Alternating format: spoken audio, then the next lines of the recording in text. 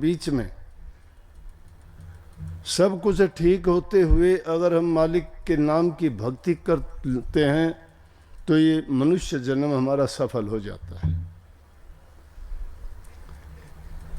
ये नानक साहब वो नानक साहब नहीं है जिन्होंने सिख धर्म चलाया या जिनके नाम से सिख धर्म की स्थापना हुई।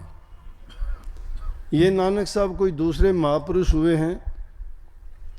कितनी अच्छी वाणी उन्होंने पूरी चेतावनी एक ही लाइन में दे दी कि ये निर्देही फिर ना मिलेगी।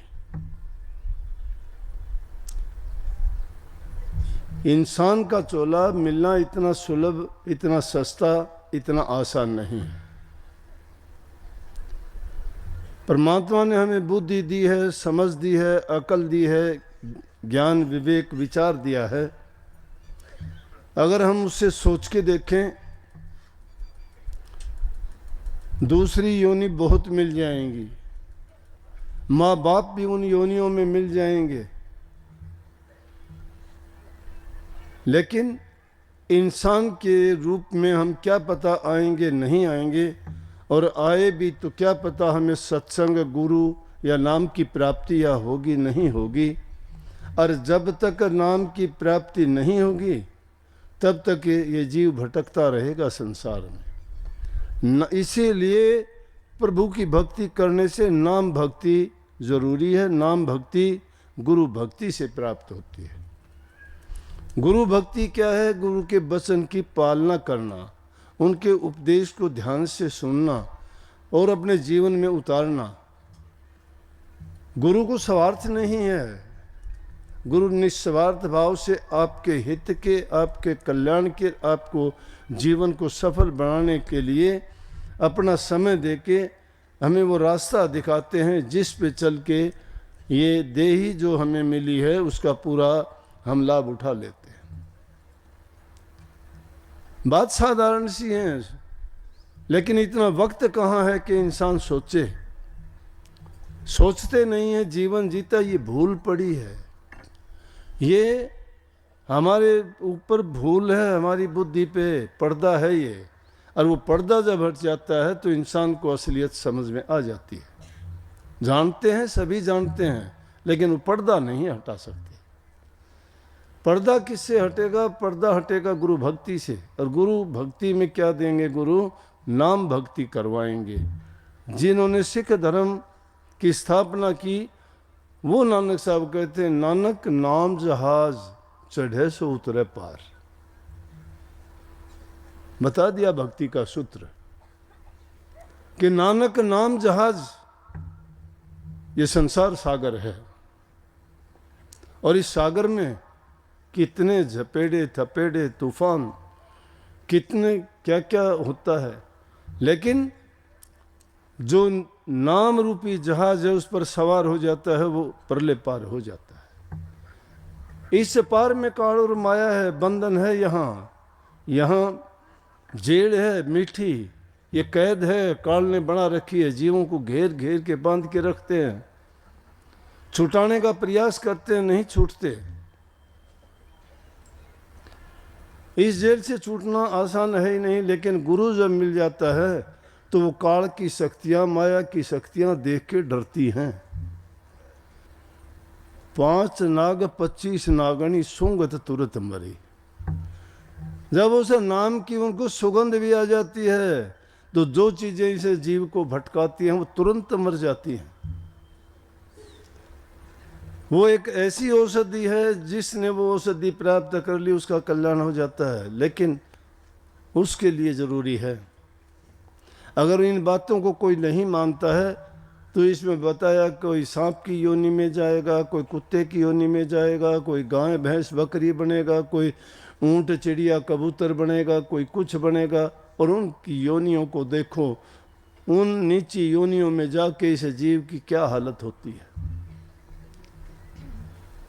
उनके हालात को देख के गौर किया करो। अगर तुम सांप और नेवले की लड़ाई देखो, लड़ने के लिए उनके हाथ ही नहीं है, एक के तो बेचारे के पांव भी नहीं है।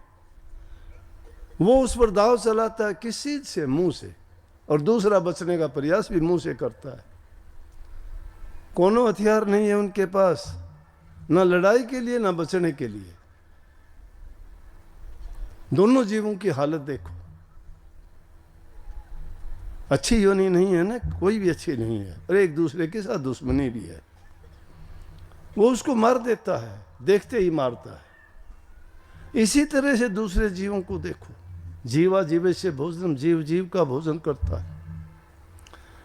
लेकिन एक इंसान है, ऐसी चीज है, इसकी कोई दूसरा योनि, दूसरा जीव बराबरी नहीं कर सकता। ऊंचे भाग क्यों कहते हैं? बड़े भाग मानस तन पावा, सुर दुर्लभ सदग्रंथन गावा। बड़े भाग्य से मनुष्य का शरीर मिलता है, जो हमारे ग्रंथ सारे के सारे इस बात का गीत गाते हैं। जो देवताओं को भी दुर्लभ है, वो भी नहीं पाते। इसलिए ये योनि पाके हमें अपना कर्म और जीवन दोनों चीज बना लेनी चाहिए। कर्म सुधारना, कर्म बिगाड़ता है इंसान को। जीवन को अगर सुधारना है तो कर्म को बनाओ, कर्म को सुधारो। वो कर्म की रेख तभी मिटेगी कि कर्म अच्छा बना लोगे। कर्म की रेख नहीं, कर्म की लेख। कर्म करते हो तुम्हारा लेख लिखा जाता है, उसी टाइम लिखा जाता है। हमें नहीं पता, हम नहीं देखते, लिखने वाला लिखता है। लिखारी उसके हाथ में नहीं है, कागज कलम स्याही नहीं है, उसका तो ऐसा लेख है कि वो देखते ही लिख देता है, तुम्हारे मन में आते ही लिख देता है।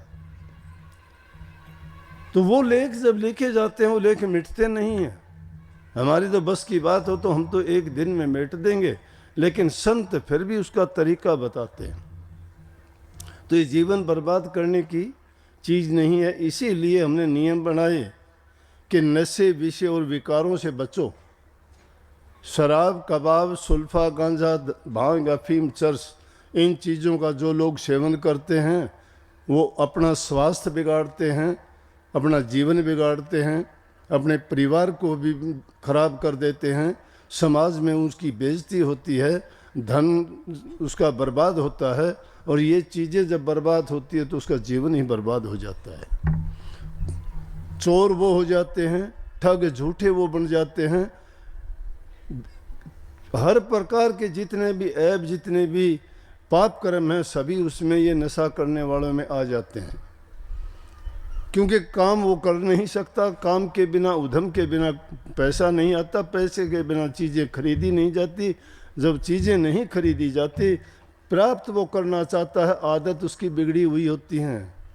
कितने लोग जब वो आदत डाल लेते हैं फिर वो आदत छूटती भी नहीं, तड़फते हैं, सिर पटकते हैं, दीवारों से मारते हैं, अपनी घर जमीन जायदाद बेचते हैं।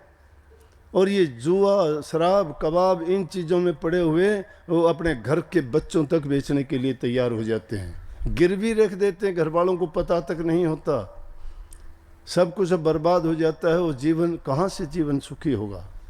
ये नरदेही इसलिए नहीं मिली थी कि वो बर्बाद कर लें।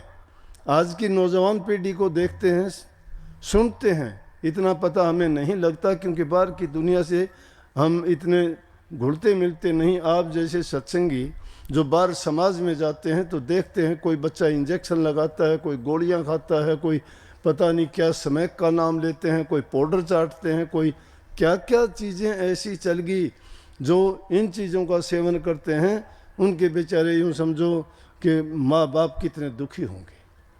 माँ बाप की पूंजी उसकी संतान होती है, संतान के लिए वो कष्ट दुख उठाते हैं, मेहनत करते हैं, रात दिन कमाते हैं, और फिर सोचते हैं कि हमारी संतान बड़ी होकर अच्छी बनेगी, हमारी बुढ़ापे की सहायता करेंगे, हमारे कुल और वंश का नाम ऊंचा करेंगे। परंतु इन आदतों में पड़ के कैसे करेंगे? वो क्या करेंगे? बर्बाद कर देंगे। इसलिए महिमा कही है। और इन चीज़ों को, ये सुधार की चीज़ है। मैं नहीं मानता ये भक्ति है, मैं नहीं कहता, लेकिन भक्ति के रास्ते पर चलने के लिए पहली सीढ़ी है ये। जिस इंसान का चरित्र अच्छा नहीं है, जिसका जीवन सदाचारी नहीं है, अच्छे गुण जिस इंसान के चरित्र में नहीं है, वो किसी काम का नहीं है, वो कोई काम नहीं कर सकता। और जो इन चीज़ों से बच जाता है तो समझो कि उनके सारे ऐब उस अपने आप खत्म हो जाते हैं। और जो उन ऐबों को खत्म कर देता है, तो उसके जीवन का सुधार अपने आप हो जाता है। इसलिए उन बुराइयों से बचे इंसान। वो नाम की दीक्षा देने से पहले हम सबसे पहले उनको यही कहते हैं कि आप इन बुरी चीज़ों से बचो। जब इन चीज़ों की शुरुआत हो जाती है तो जीवन तो बर्बाद हो ही जाता है, यहीं से हो जाता है। इसीलिए उनको सत्संग अच्छे नहीं लगते। सत्संग होता है सच्चाई का संग करना। सत्य इंसान के जीवन को सुधारता है, संवारता है, अच्छे गुणों से भर देता है, और जिसमें अच्छे गुण हो जाते हैं वही फिर सोचता है भक्ति के रास्ते पे चलने का, उसका रास्ता भी खुल जाता है। तो उन्होंने इस बात को ही जोर दे के गया, अगर हम कोई धन के लिए मरता है, कोई किसी चीज़ के लिए, उन चीज़ों को इकट्ठा करने के लिए भी आपको झूठ, कपट और बेईमानी का सहारा लेना पड़ता है।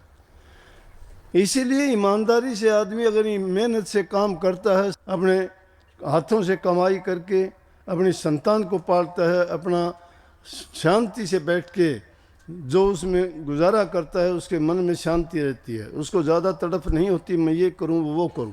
इसीलिए तो जीवन में दो ही काम होते हैं, या तो किसी को दे के जाओ, दे के नहीं जाओगे तो छोड़ के जाओगे, साथ कोई नहीं जाना, किसी के साथ कुछ भी नहीं जाएगा।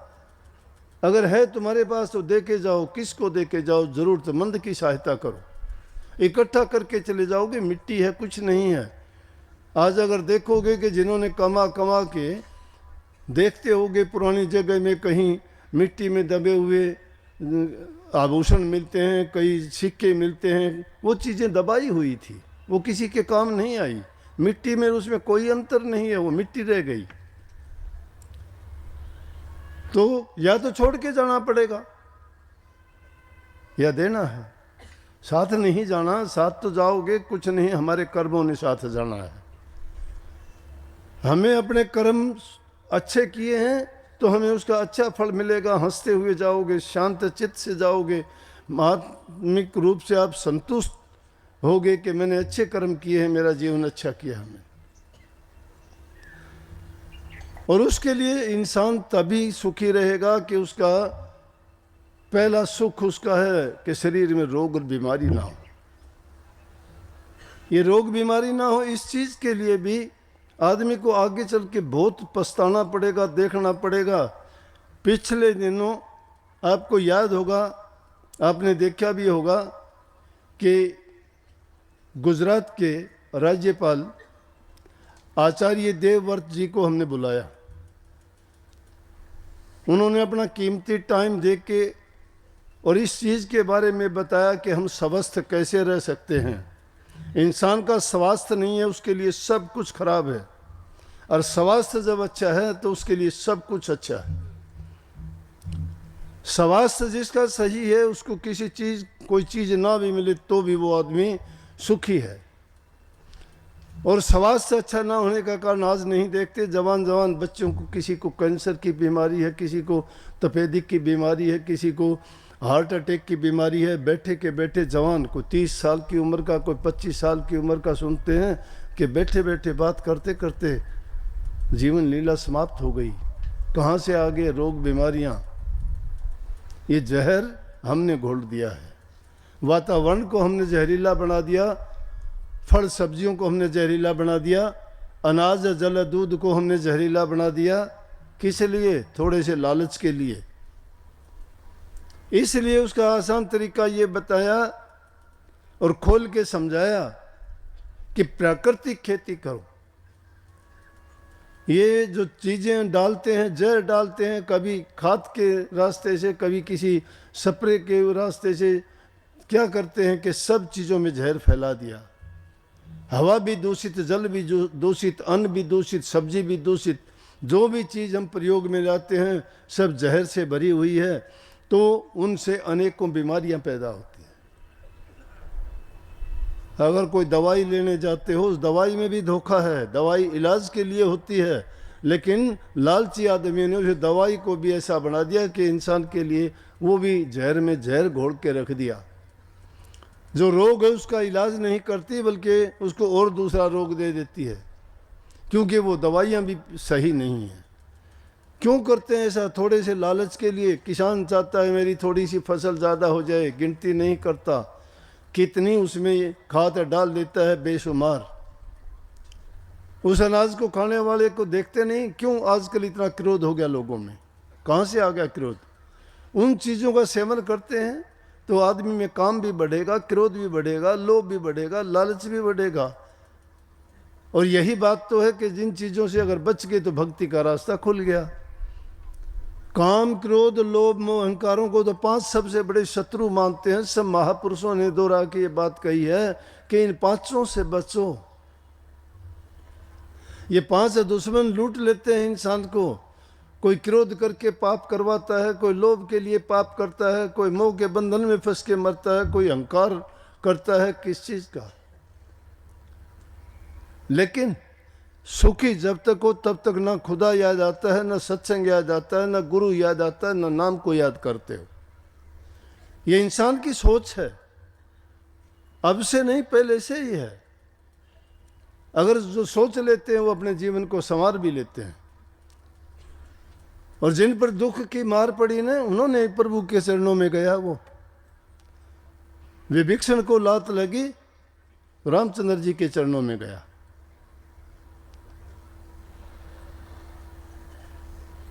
गया कि नहीं गया? ध्रुव और प्रहलाद को उनके पिताओं ने धक्के दे के निकाला तो ही प्रभु के चरणों में गए, तो ही भक्ति का रास्ता अपनाया उन्होंने, और कहीं नहीं गए। अगर उनको लाड प्यार मिलता तो वो नहीं जाते उस रास्ते पे कभी भी। जब इंसान पर दुख पड़ता है ना, तो ही वो प्रभु की याद आती है, तो ही उनको परमात्मा और भक्ति की याद आती है।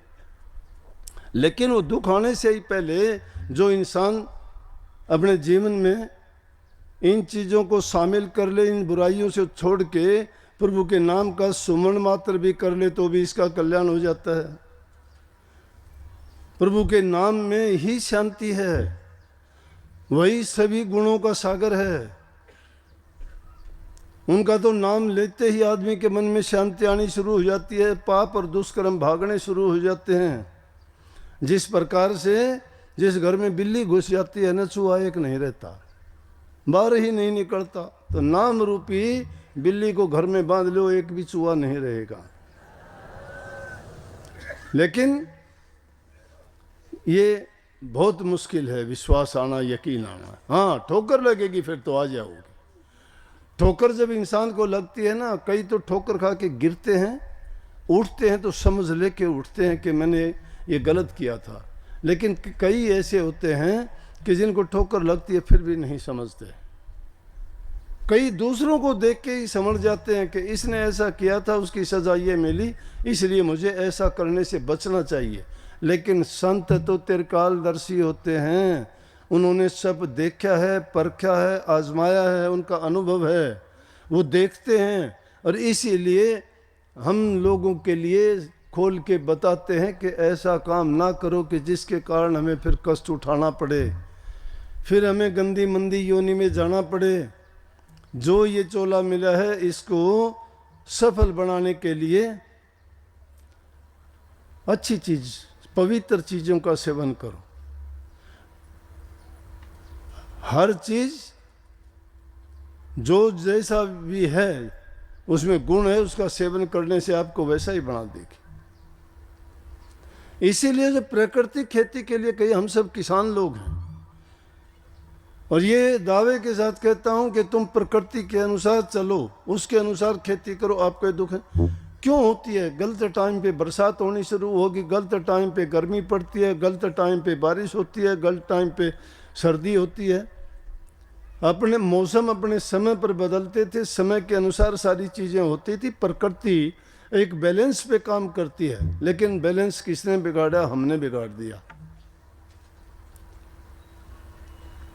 हमने जो काम बिना सोचे समझे किए, उसके कारण प्रकृति का बैलेंस बिगड़ता चला गया, उसके कारण हमारा बैलेंस बिगड़ता चला गया। इंसान की छोटी उम्र हो गई, रोगों से भर गए, कितनी तकलीफ है। लेकिन खुशी की बात यह है कि उस दिन के बाद में आचार्य जी ने बहुत से लोगों को जागृत किया इसके लिए, और जिन लोगों ने उसको अपनाया, डाया के अपने सत्संगी, उसका भाई का नाम क्या, नरेश।